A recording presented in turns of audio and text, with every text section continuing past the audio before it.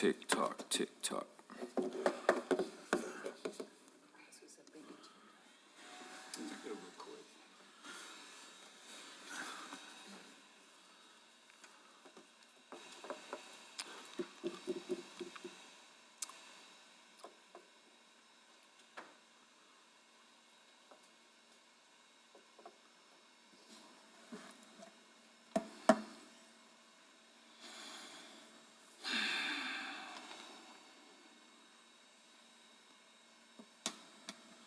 Recording in progress. Ready? Yes, you're live. Good morning, everyone. Welcome to the special meeting of the Village of Ruidoso Council. It's June 24th, 2026. It's 10 a.m. If you will join me and stand for a moment of silence, and then we'll have the pledge.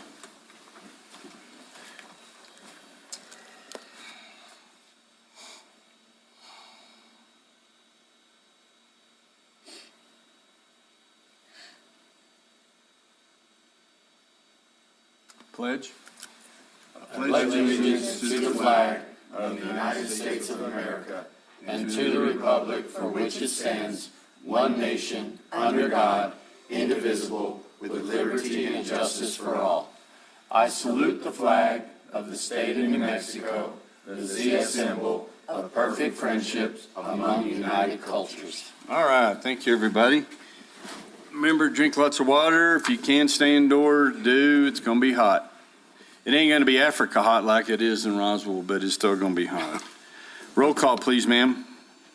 Mayor Crawford. Here. Councilor Salas. Here. Councilor Letterman. Here. Councilor Brophy. Here. Councilor Hooker. Here. Councilor Corey. Here. And Councilor Sanchez. Here. We have Okay. a quorum. First agenda item is discussion and possible action on quote from 411 Equipment LLC for Ferrara HD 77 ladder truck utilizing CES contract number 2024-25-C115-all in the amount of $1,622,595.00. Good morning, Chief. Good morning, Mayor. Good morning, Council. Good morning. So, as we've been working on, everybody knows we bumped that item up to the number one priority for the village. On the ICIP. ICIP, yes, sir. Our aging fleet, I was looking for some substitutions for some of the stuff we had because we had a bunch of trucks that kind of went down at the same time. And while I was searching for those, this ladder arose from Pete's Equipment up at 411. And it's already built, it's on the ground, and half price. So, and half price fully equipped. Not quite half price, but it's a good price. So it's, Chief, it's a new vehicle? It's a brand-new truck, yes, sir. That's Ron, what happened to the one in Roswell? Did that, Nothing. nothing? Mayor Crawford, Councilor Corey, they had a specialized equipment repair shop look at it, and they said the wiring was all cut, and it was just a mess, so. They'd messed it all up. And we got it in the floodwaters last year. Yeah. Mayor, Chief, Yes, sir.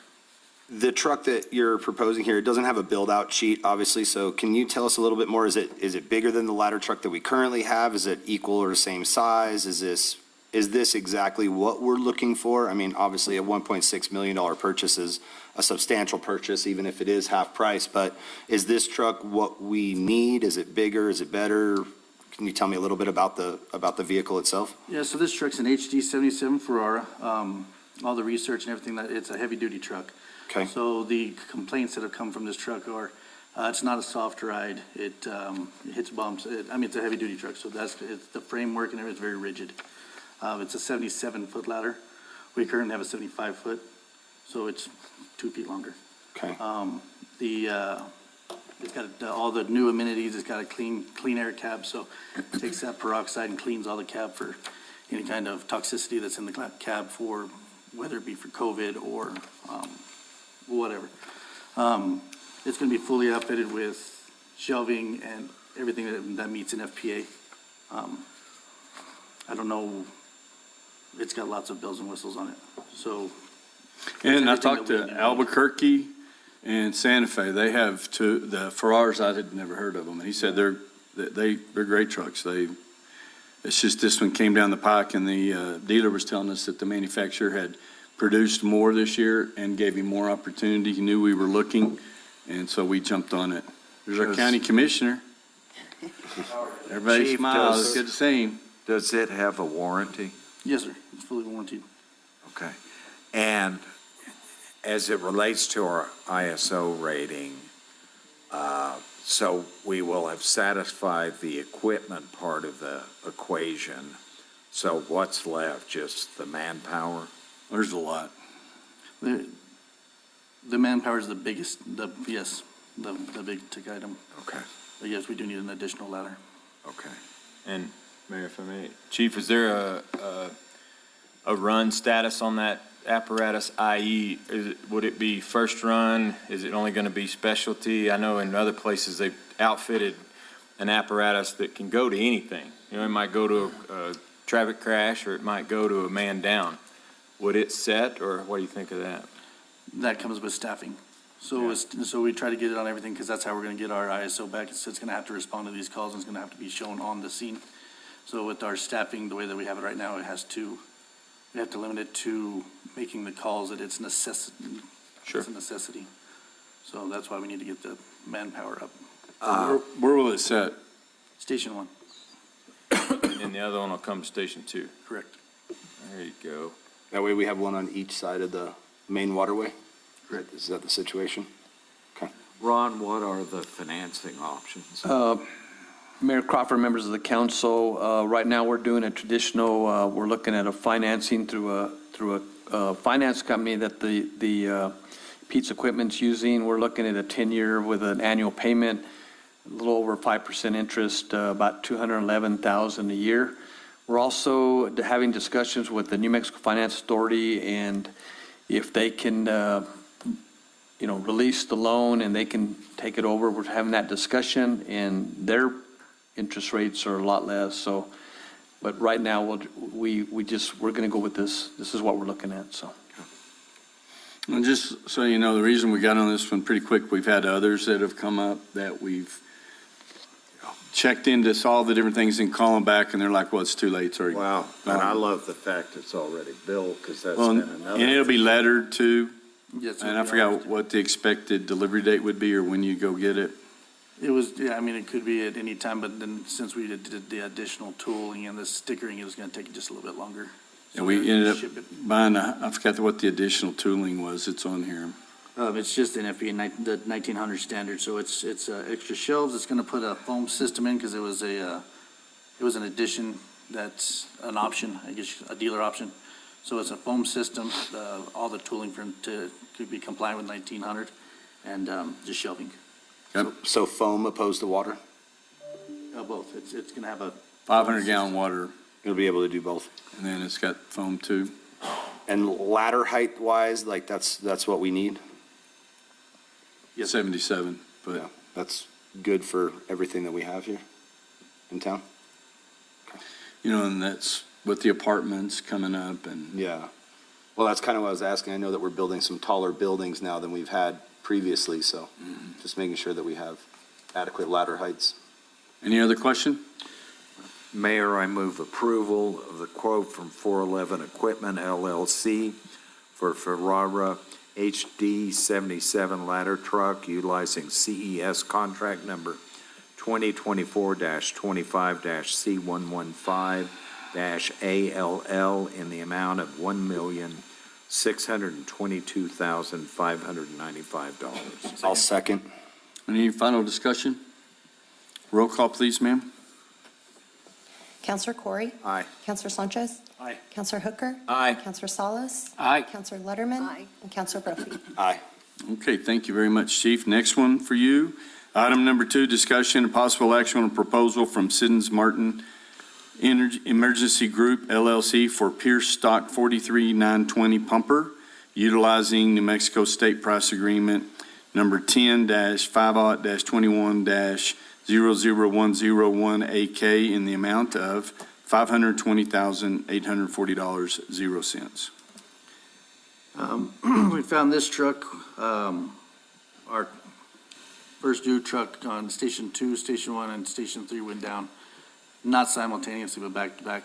And so we had to put in our reserve trucks, and our reserve trucks they're aged. So whenever we've tried to accommodate these things, the pump tests went down on them, and so I started looking for an emergency purchase to see what was on the ground, what we could get, and what was feasible. I contacted every dealer that I knew of and several others. We looked into some mini pumpers like we currently have right now, which is on a Ford 550 chassis. We were going to go that route, and it was $430,000, and so it was in our budget for immediate delivery, and then it got sold. And so then I found this from Pierce, and then luckily they made sisters, because the first one that I put down got sold. And then this one we got locked down to, if we could get it approved today, we can have it possibly, they can ship it Friday. Nice. And so this truck is, like it says, more of a cookie cutter. They've already built it. It's on the ground. We can have it immediately. It's 1,000 gallons of water. It's a 1,500 GPM pump. It's got it doesn't have foam, but we can adjust for that. That's not a big deal. And it's a crew cab, but it's a commercial chassis, so it's not the flat nose. But it's a brand new truck, warranty, and ready to go right now. And we can afford it. Chief, tell me, I'm sorry, Mayor, Council, Chief, can you tell me what this purpose of the pumper truck is? Like, in your fleet, what is the specific task that this truck performs? This is going to be a main roll truck, so it's going to run EMS, it's going to run every call there is. Okay, it puts out fire, and forgive my ignorance, obviously, I don't understand exactly what all of your vehicles and everything like that do, so that's why I'm asking those questions. So this is to fill the trucks up if they're on a fire?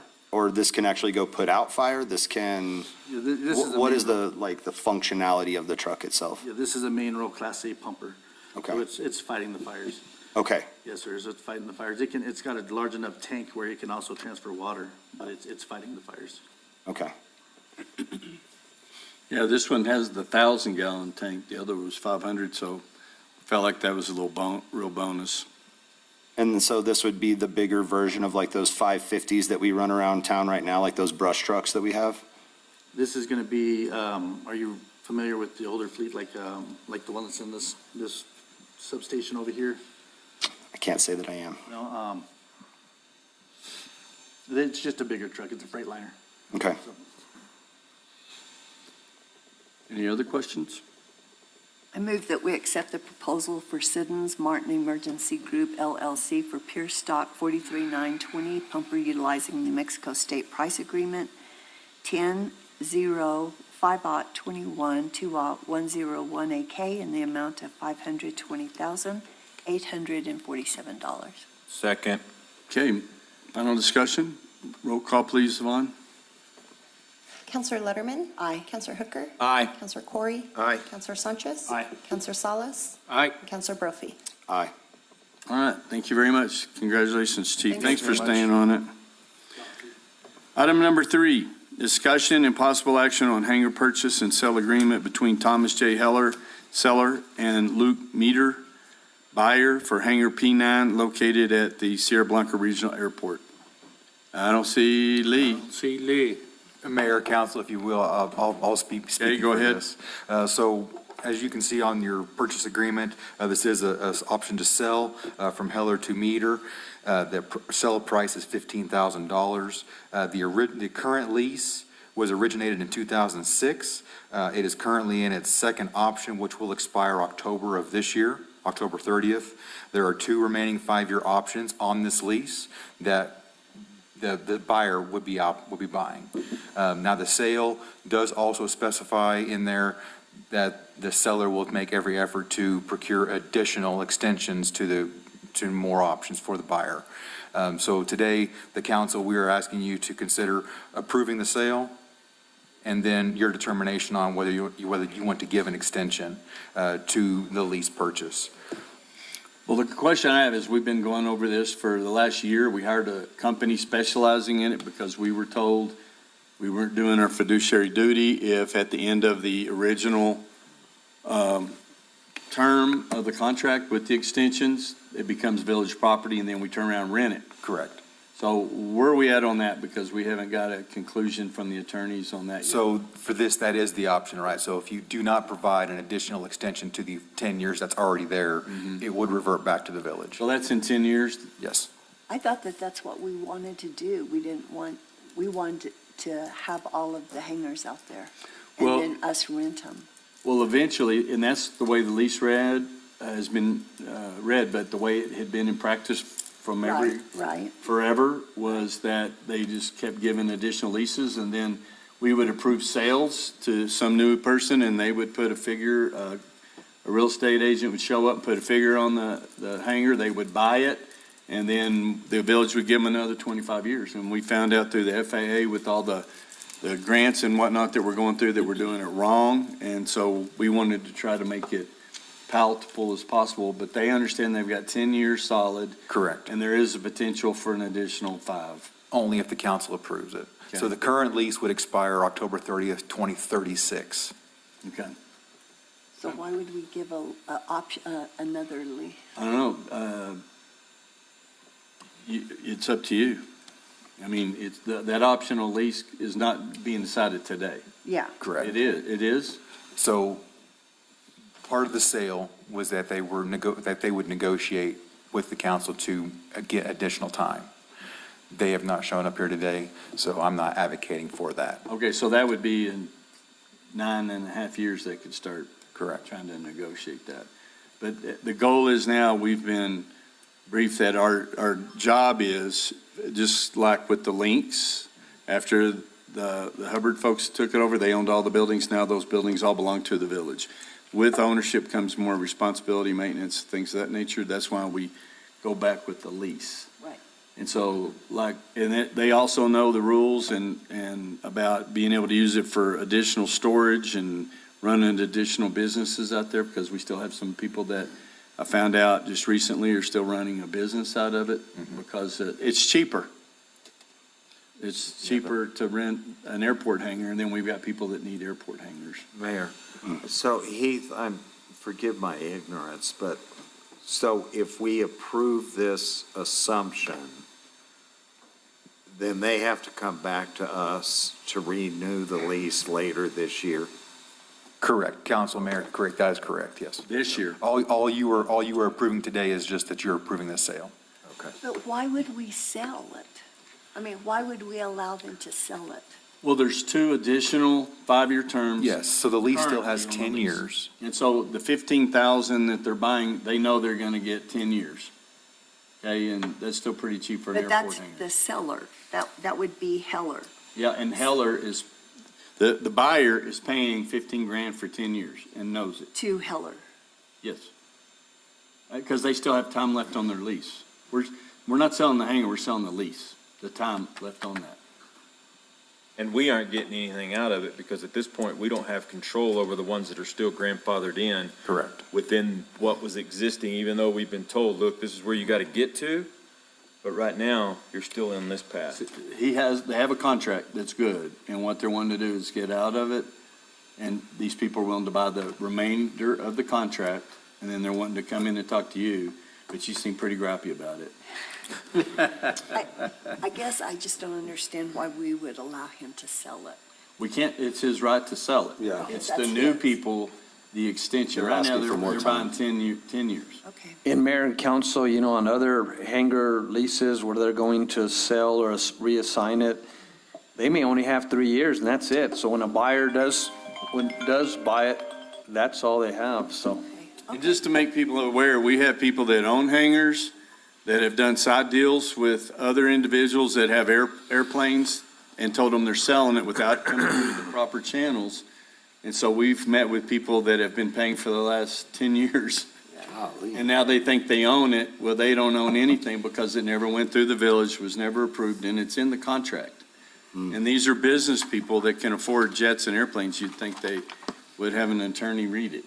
And so, and moving forward though, with all of the new commercial stuff that's going on at the airport and everything like that, how much more due diligence do we need to, I mean, I guess we can't really acquire hangars, right? Because they're all privately owned at this point. We can and buy then them, and we just have in the lease. past, that we didn't have to. They wanted to get out early, so we bought the remainder out, the value, and we own them now, then we lease them back out. Okay, Now, then, in the master plan that we're working on with all the different, with the new terminal, we want a fire suppression company we've been in conversation with about putting in a commercial portion. yes, I remember that. So there will be that portion, and then we'll have an extended contract that has to get basically the return on investment for them. So we have certain lengths of time that we can do that legally. So let's say we do a 30-year lease on that they get it at a very nominal fee. At the end of that 30 years, it reverts to the village, and then that company, hopefully they stay and they do whatever that we negotiate a lease. And then we have someone that does a third-party appraisal on what leases are for airports. Can I have one more grouchy statement? Sure. So could the village have given him the 15,000 and Well, we do have first right of refusal. Yes, correct. The mayor's correct.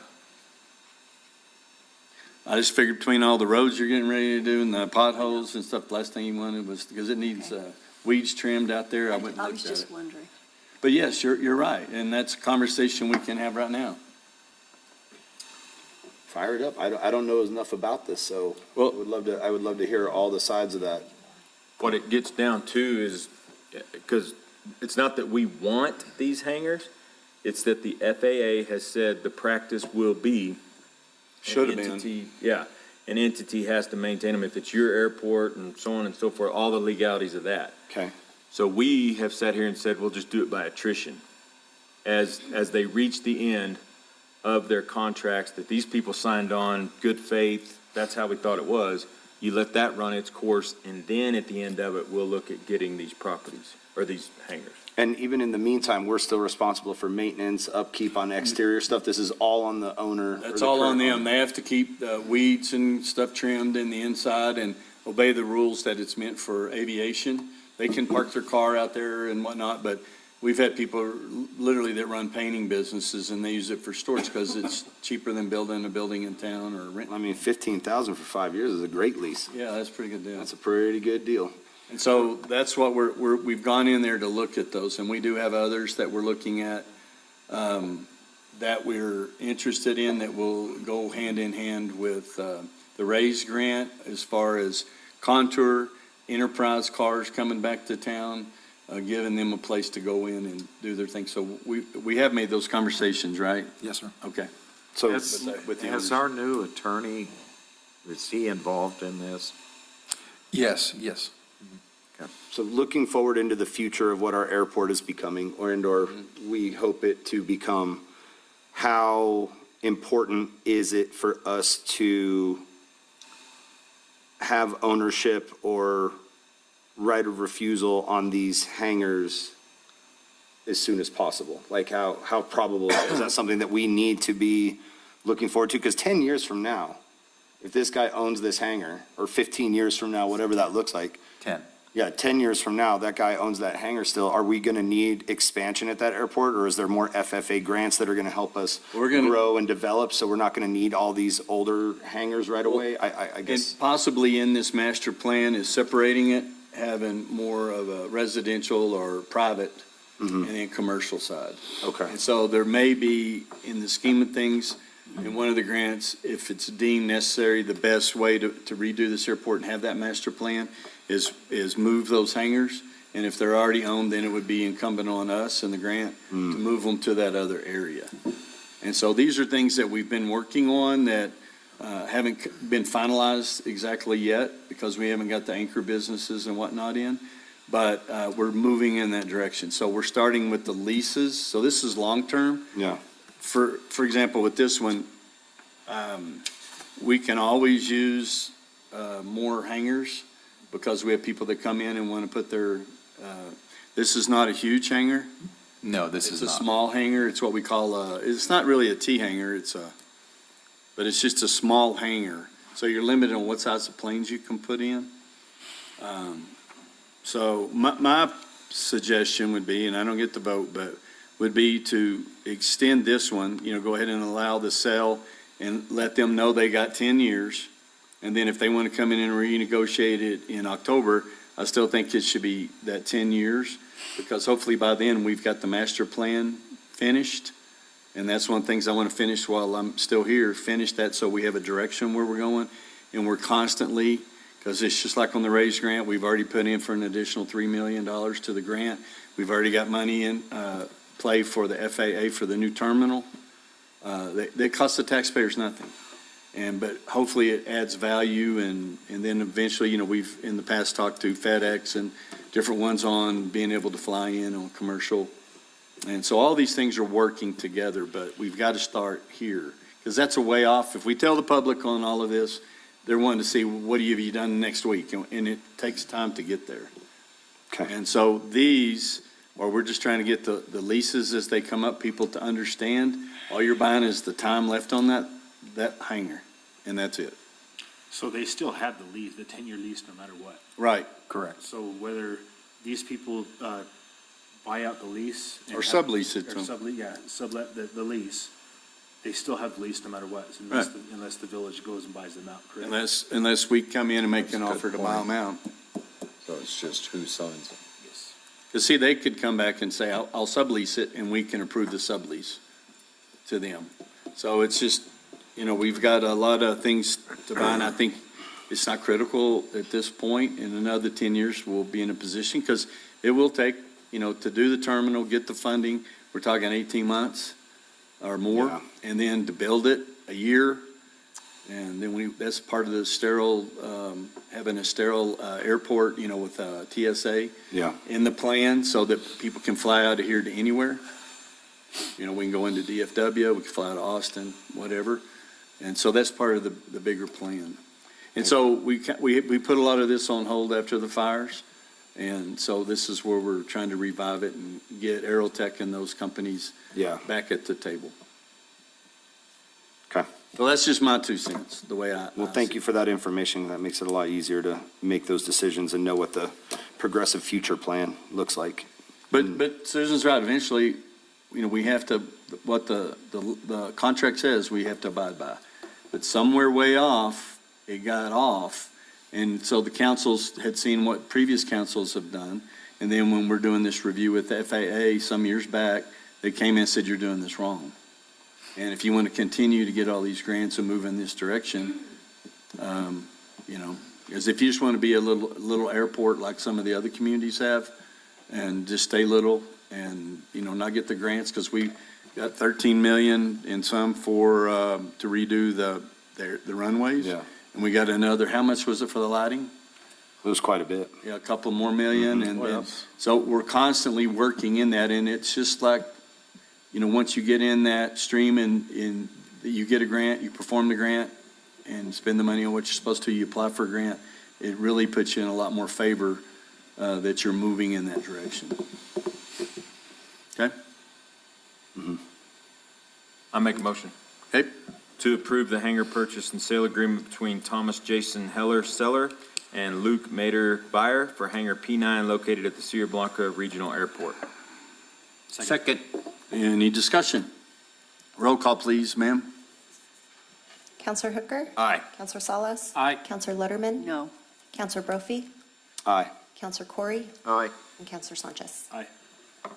Okay, item number 4, discussion and possible action on adoption of Resolution 2026-149, a resolution providing updates to the FY 2027 travel policy. Hello, Madison. Hello. Hello. This is just an annual update that we do to the travel policy. Every year, the state goes through the policy and makes their updates, and we kind of follow their lead on it. The only changes that they made were through the international travel. Our per diem travel would increase from $180 to $375. That's per diem for a 24-hour period. And then the international meal allowances increased from 113, or increased to 113 from $70. So it's $325 or $375? 25. Did you see 375 somewhere? She had said Oh, you said Oh, 375? I'm sorry. Okay, because it's highlighted here. And I can't remember when we sent anybody international, do you? Mayor and council, usually when once Italy. DFA. Oh, Eddie got to Eddie go. went, but they Yes. paid his ticket. exactly, but DFA, every year they do updates, and, you know, we use the IRS rate for the mileage, and then we use the per diem rate as the state provides to us, so. Okay. Mayor, I move approval of adoption of Resolution 2026-149, a resolution providing updates to the fiscal year 2027 travel policy. I'll second. Okay, we have a second. Any final discussion? Roll call, please, Yvonne. Counselor Corey? Aye. Counselor Brophy? Aye. Counselor Letterman? Aye. Counselor Salas? Aye. Counselor Hooker? Aye. And Counselor Sanchez. All right, thank you very much. Item number 5, discussion and possible action on task order number 2026-001P SMA-05 with Souder Miller and Associates for professional engineering services for the asset management plan update and water valve GPS mapping in the amount of $99,923.06, including New Mexico GRT. Good morning, Mayor and Council. Good morning. Good morning. This is a task order with SMA to do our asset management plan. It's a plan that we update regularly, almost every year. The last time we updated it was January of 2025. It's essentially just a plan that's going to outline how we update our infrastructure and our assets. It's also a requirement for a lot of the grants that we go out for, especially Water Trust Board. And it's also going to be water valve mapping. We're going to go out and they're going to GPS locate all of the valves. It's about 1,000 valves altogether all throughout the town. And as they're going through and doing that and updating our GPS maps there, they're also going to adjust the water lines to make sure that everything is seamless and it connects well and we have the accurate locations for all of our different water lines, because that is something that we've had problems with in the past. It's going to be covered by the $100,000 grant that we got from NMFA. Any questions? Do you think this is necessary, officers, Counselor Sanchez? I do have one question for Isabel, though. As far as the, you said you're going to do the mapping and stuff for the water lines. Are they going to have are they going to subcontract a utility or anything, or a contractor or anything to come in and actually pothole these lines to make sure that they're in the right spot? I'm not 100% sure on that. I know that it's all based off of what they're going to be doing for the actual water valves. I can find out and get back to you on that. Thank you. Adam, are you asking that to? Adam, are you asking that question to pass off liabilities of locating those things rather than putting it on our current staff? So if there is a missed line or something like that, it falls on the other people? I just want to make sure that, we have maps now, and the maps now that we have now are not, Accurate or as accurate as they need to 100%, be? I want to make sure that if they are GPSing, they are GPSing accurate locations is my biggest thing for the crews. Because we've had lines, like we had a water leak over here with the school. We looked everywhere, and found a valve we didn't even know was there. It's been put in years past. Since I've been around here trying to locate these things, since Adam was in the department, and so we know where everything's at, and that we can locate them and put them on a, repair and replacement program so we can get in there and keep the good ones going. So I don't know, but we can check. Do either one of you know the answer to that question? Mayor, we'll get that question answered. Because I read the contract and Yeah. It doesn't mention it in there. I know our water crews are going to be going ahead and exposing all the valves and stuff and looking at them before Souder Miller goes and does the actual GPS locating. But as far as the actual water lines and adjusting those, I'm not sure. Okay. There is a lot of water lines that we have found in the past that are, off the right of ways and stuff like that. And, you try to line up valves, and a lot of times the water line's not there. So that's, I'm just trying to look out for the future and make sure that you guys have what you need as far as mapping. And as stated, this is off of a grant, correct? Yep. Can only be used for something like this. Yes, sir. It's specifically for the asset management plan. Mayor and council, this is through the New Mexico Finance Story, it's a planning grant, so we were able to get a $100,000 grant to pay for this project. So could we just take no action on this and get the questions Counselor Sanchez is asking answered and take action? I don't think that part's even involved in this, because this is just about the grant for the engineering and the mapping. Yes, and Mayor and council, we're needing to move quickly on this project, we can get the information, but they're ready to move on, and the finance authority has already approved the project. Because the utility location, water, GIS mapping and all that on here, it clearly states that it's, denotes an effort by the task, for the task by the village staff and/or SMA staff. So we're going to work together to locate those. I mean, it does clearly state that assets management plan updated and water valve GPS mapping. So it sounds like they're just mapping the GPS locations of the valve systems, not entire water systems. That's how I would read that. I mean, this isn't about doing any repairs or anything like that. It does have field work that it says it's going to be working. I would just like to know, how do we divide up that time between village staff and SMA? Does anybody have any ideas? So this grant will be covering Sauter Miller's efforts. Portion, I know, but in the grant says the job denotes that it works in conjunction with village staff doing this and that in conjunction. So I just wondered how we, SMA prepares draft critical assets. Okay. And then in other areas, and it's in dark blue, and then you look at the other, it's in light blue, where it says it'll be both done by the village staff and SMA. In Mayor and Council, I just text Levi, he's over at the Short Water School, and have him call in and give he's the one that was working with SMA on the task order, so we'll have him call in. Okay, is he gonna call in now? He didn't answer yet, but I just sent him a text. He can get us that information. Okay, so you want to table this and we'll go ahead and move through the Yes, rest? let's Okay. do that, and then we can have Levi call in. Okay, we'll table item number 5 and move on to item number 6. Discussion and possible action on the multi-award for RFP number 2026-012P to Sedona Contracting, Inc., MP Chavez Enterprises, Inc., J&H Services, Inc., Barraza and Sons LLC, Crosstown Construction and Trucking LLC, and Jack Johnson Excavating, Inc., for on-call duty work. And Mayor, I'd like to recuse myself from this vote. Okay. Anybody else have any questions? Mayor, how do we decide who we call? So it's going to be based off of once we award and sign the contracts for them, when we have an issue, especially an emergency like with the disasters, and say the water line goes out, we'll reach out to the contractors and see what their timing is going to be, what their schedule is. And they already submitted prices to us for what everything would cost.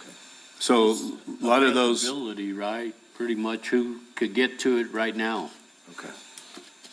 okay, Mayor, Council, have we worked with all of these contractors previously? Is there any of these guys that are new contractors? I mean, obviously, we know Jack and MP and J&H has done a lot of work J&H. for us. Yeah, I've seen those guys around town. Sedona Contracting, I'm not familiar. No, it's Sedona, Barraza and Sons, and Crosstown that we don't have experience with previously, but based off of their past experiences that they submitted as part of the RFP, we think that they're capable of doing this on-call work.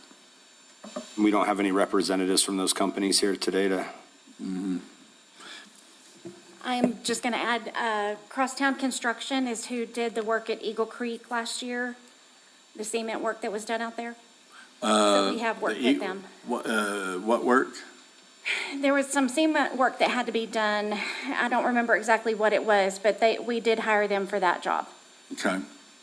So we have worked with them once before, and everybody that worked with them was very impressed with their work. Okay.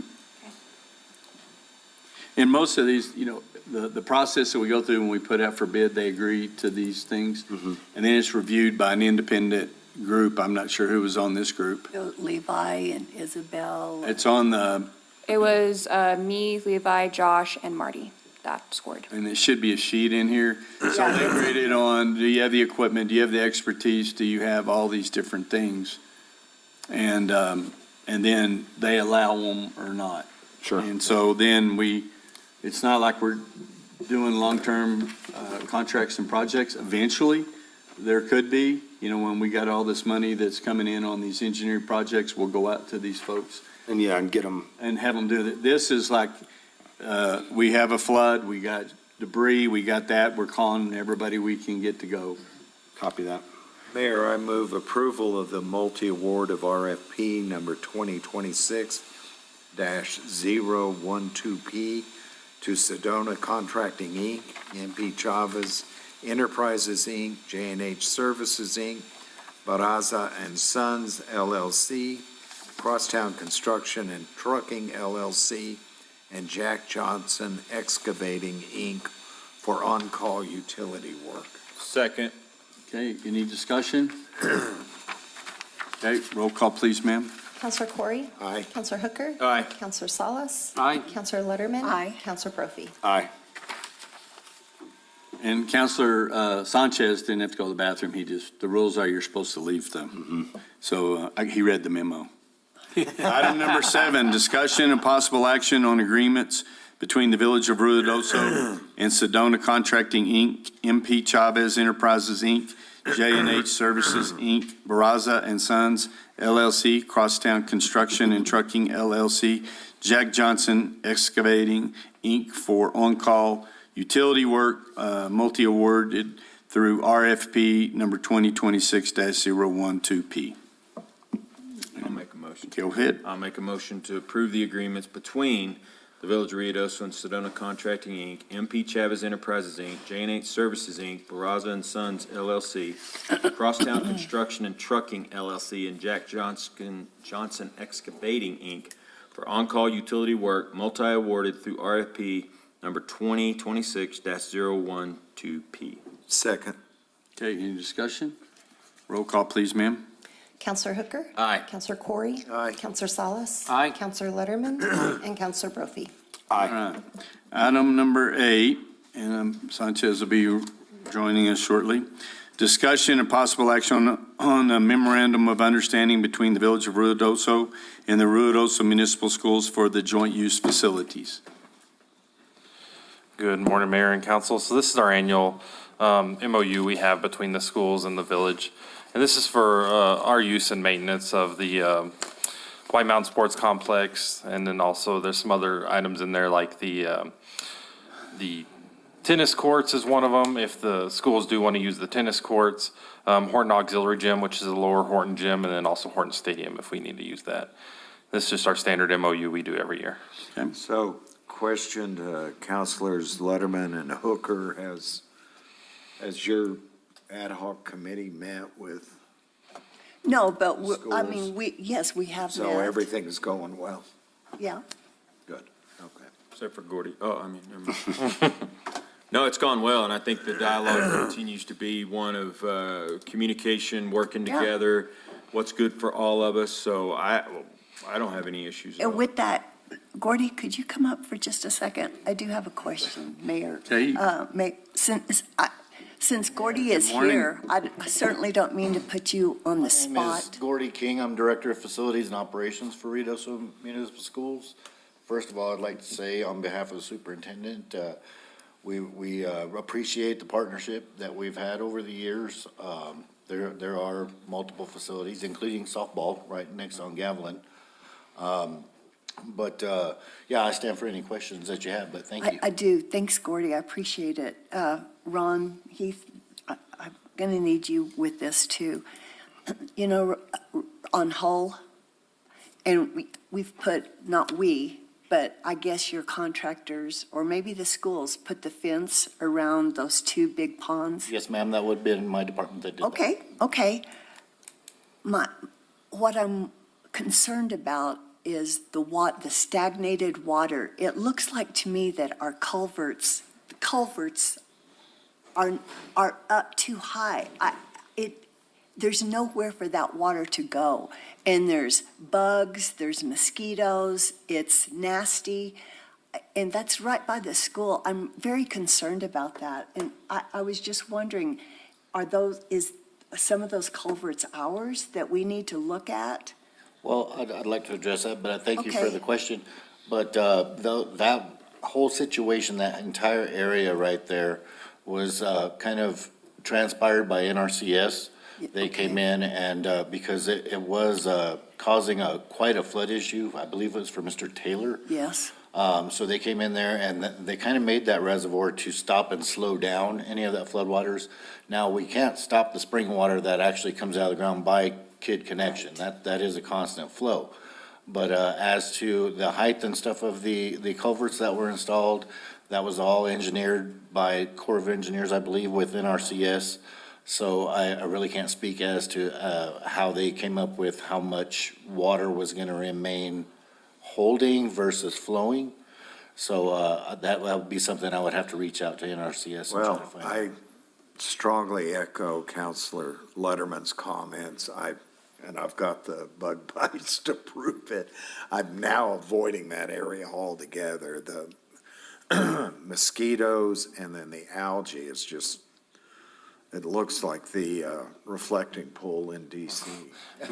Mayor and council, I do want to touch on that too, and I can work with Gordy and stuff too. We do have licensed pesticide applicators on staff. That would be good. And so we can look at some options to treat those. And what about the algae, man? So the algae, it's summertime and the algae bloom is just, the only real way to get rid of it is go in there and physically take it out. There are some chemicals, because it's not drinking water, that we actually can look at to help alleviate some of that, alleviate those issues, but it is something that we can look at between our licensed applicators. And Is there any way we could look at, I think it's our culvert that goes underneath Hull? There's, I don't think that It doesn't look like it's draining Not at beyond the all. second pond. Yeah, I know it's got to be seeping, but is that culvert blocked? No, sir, it is not blocked. In fact, the NRCS took their equipment through there and they did a great job of widening it up and making it where it could actually accommodate more water flow. But I think what happened there, and I think as Councilwoman Letterman said, is possibly the culvert heights. And it's allowing it to retain water, so then now you basically have a spillway happening with the creek water, the spring water that's coming through. So I don't think that they designed the culverts to flow to keep an empty, non-reservoir type thing. Yeah. But I think they did it intentionally for when floodwaters do happen in that area, and I've seen it with my own eyes just coming through White Mountain Elementary and all that in the area. And I think they did it intentionally to slow those waters down and try to alleviate and give Mr. Taylor some help, because Yeah. he was getting hit very hard. Yeah. And Mayor and Council, and I know Councilor Sanchez at the time, but DRC also was involved in cleaning that out and working on that area. It was the DRC that actually Yes. did all the work there. Well, Yes. Matt, if you could do some pesticides, that'd really be. Yes, sir, we'll explore some pesticide options and stuff.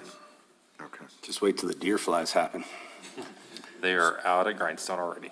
So I guess we could reach out to NRCS and just find out if that was done correctly, if that's what they intended, if you don't mind. We'll visit with John Moon and Well, I think, and yep. also, Mayor, Ron specifically asked them, was it designed to retain water constantly? Because just eyeballing it, it's staying about 3/4 full at all times. So I don't know if that's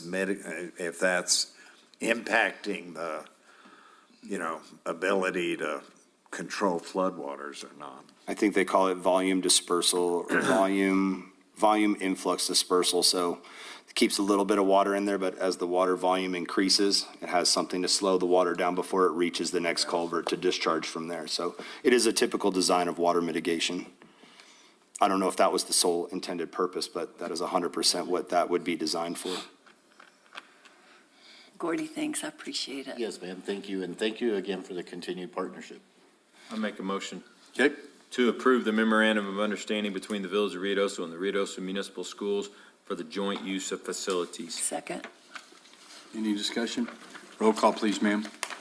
Counselor Hooker. Aye. Counselor Letterman. Aye. Counselor Brophy. Aye. Counselor Salas. Aye. Counselor Corey. Aye. And Counselor Sanchez. Ms. Lee Allen?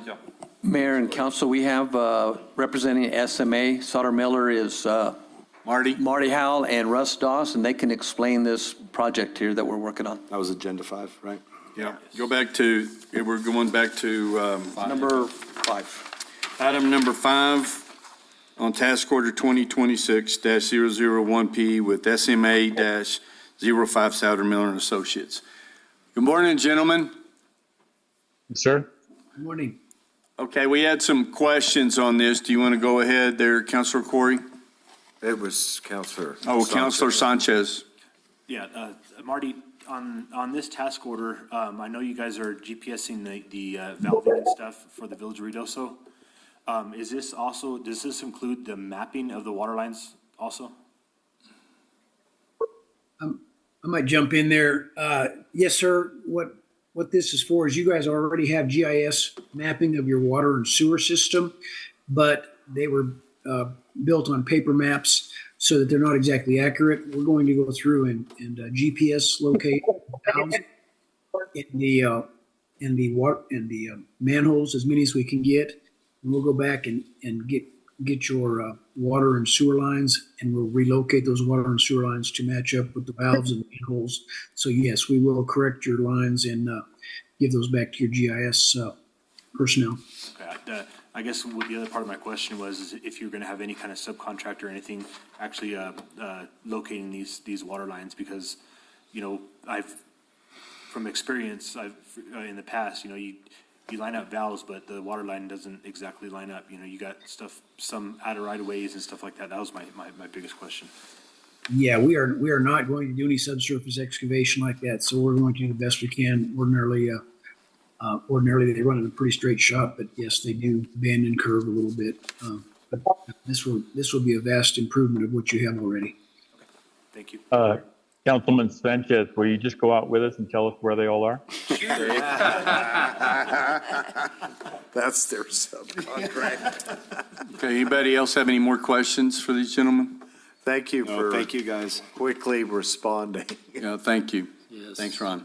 Entertain a motion, please. I'll make a motion, Mayor. Okay. I move to approve task order number 2026-00P-SMA-05 with Sauter Miller and Associates for professional engineering services for the asset management plan update and water valve GPS mapping in the amount of $99,923.06, including New Mexico GRT. Second. Any discussion? Roll call, please, ma'am. Counselor Sanchez. Aye. Counselor Hooker. Aye. Counselor Corey. Aye. Counselor Salas. Aye. Counselor Letterman. Aye. And Counselor Brophy. Aye. All right, thank you very much. Before we go into number 9, 10, and 11 and 12, Heath, could you give us a brief discussion on how this works with the buyout program? Yes, sir, Councilor Mayor. So number 9 is actually not a flood property. Oh, it's not? No, that is actually just a delinquent property. Okay. 10, 11, and 12 are in the buyout program. These are all just address corrections that were caught late. Okay.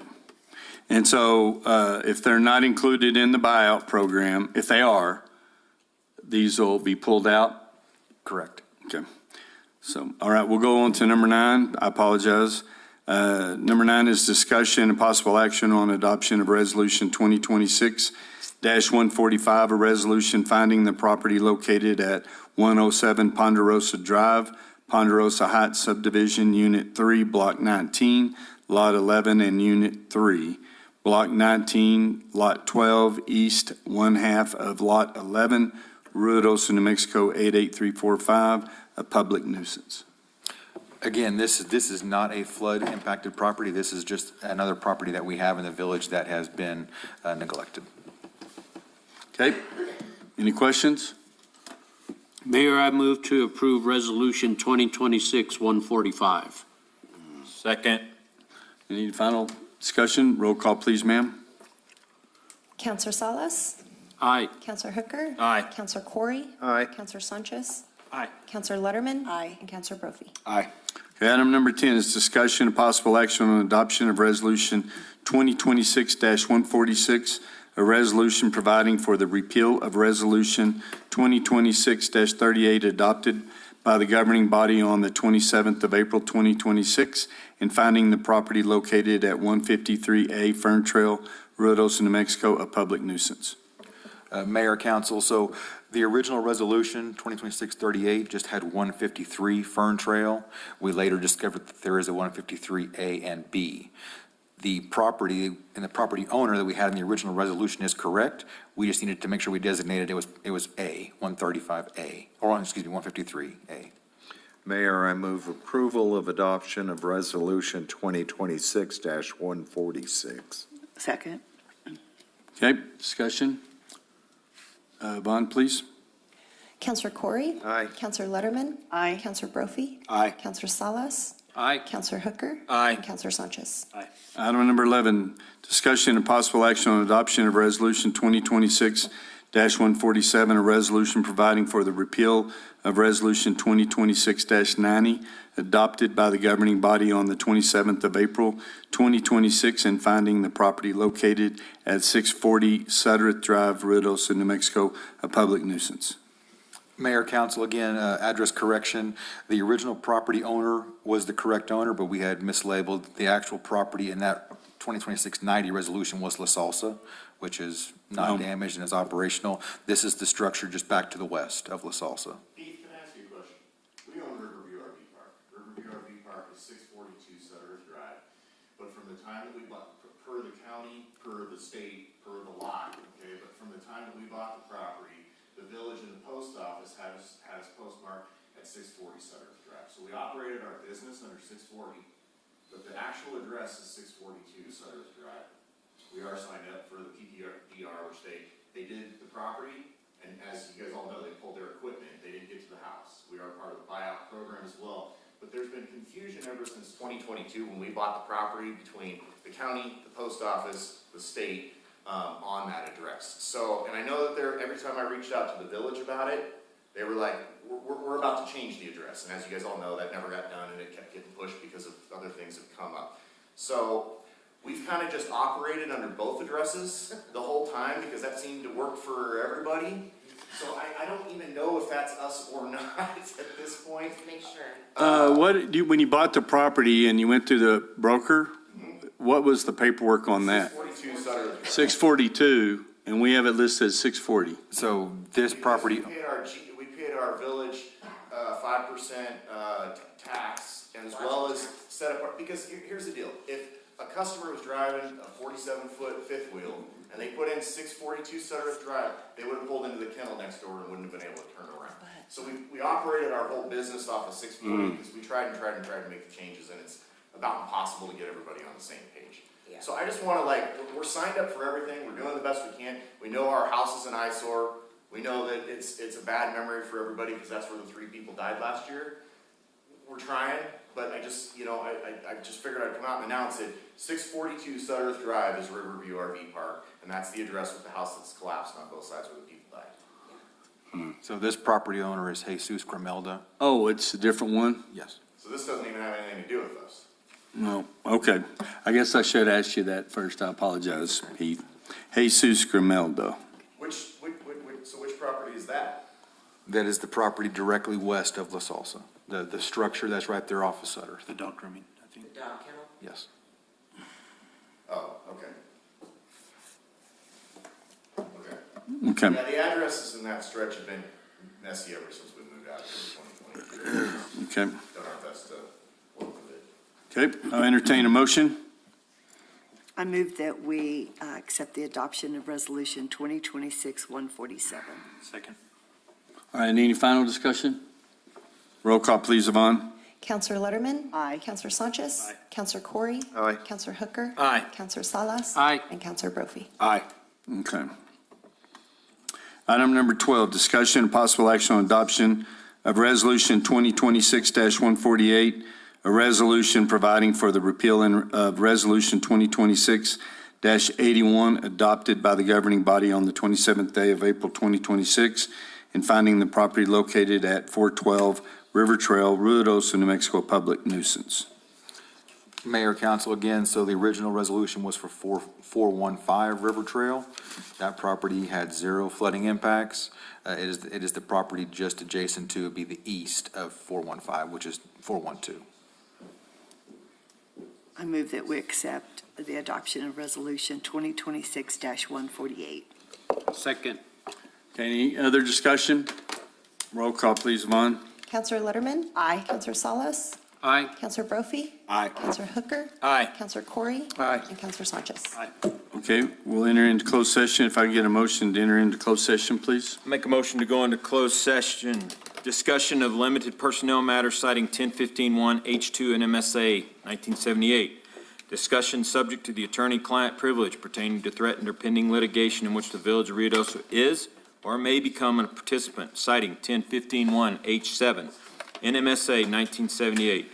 Discussion of the purchase, acquisition, and/or disposal of real property and/or water rights by the Village of Ruidoso, citing 1015-1 H8 NMSA 1978. Any action taken as a result of the closed session will be brought back into open session. Second. Okay, and we'll have a roll call, please, ma'am. Counselor Hooker? Aye. Counselor Corey? Aye. Counselor Sanchez? Aye. Counselor Salas? Aye. Counselor Letterman? Aye. And Counselor Brophy? Aye.